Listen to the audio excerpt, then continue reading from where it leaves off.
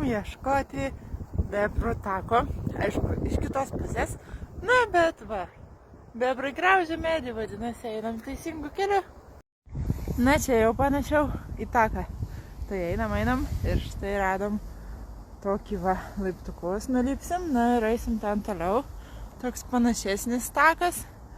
Bet žinot, kaip be nuotykių neįdomu, nu tai mes, va, kaip visada, iš kitos pusės su nuotykiais. Tikiuosi grįšim sveiki. Valio, vis dėlto bebrų takas egzistuoja. Ir štai, mes jau beveik jį pasiekėm. Tuoj parodysim iš arčiau. Valio, tikslas pasiektas.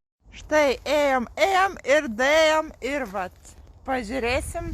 Kažkodėl čia uždaryta, galbūt va ten toliau matosi irgi, tad galbūt ten atidaryta. Čia greičiausiai dar tik tais jisai statomas ir nepabaigtas. Na, bet svarbu, kad atėjom. Na, tai žodžiu, atėjom iki to, pasirodo, ten buvo tik tais bebrų takas. Na, o čia kažkada žmonės šitie galės tiesiog nusileisti prie upės, štai šiais laiptais. Na, ką padarysi, ateisim kitą kartą, gal jau bus sutvarkyta. Žinokit, aš suklydau, tai štai iš tiesų bebrų takas.